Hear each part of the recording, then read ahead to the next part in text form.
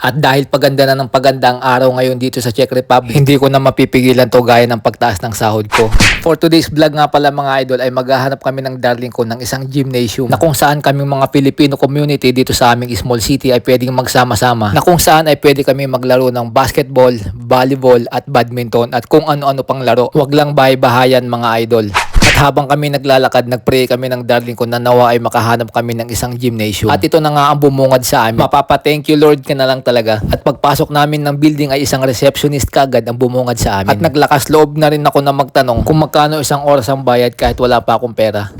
At napaniwala ko naman yung receptionist at sabi niya, pumasok muna kayo sa loob para makita ninyo kung anong klase yung gym. At may mga kababaihan nga dito na parang nagpa-practice ng volleyball. Maluwang din yung gym, pwedeng hatiin sa dalawa. Dito sa kabila ay pwedeng mag-volleyball, dito naman sa kabila ay pwedeng mag-basketball. Ang maganda pa dito mga idol, once na nirent mo to, pwede kang mag-shower at bibigyan kanila ng sarili mong locker. Kaya kung may katanungan ka kung how much per hour, i-comment mo lang how much, sasagutin ko yun mga idol. At dito din sa basement mga idol, sinabi ng receptionist ay pwede nyo rin tong i-rent. Ito pala ay isang private gym. Sobrang mura lang din ng per hour dito. At ang maganda dito kahit na magtotropa kayo ay iisa lang ang bayad. Paghati-hatian nyo na lang kung magkakano kayo. Pero dahil tropa ko kayo, ililibre ko na kayo dito sa gym mga idol.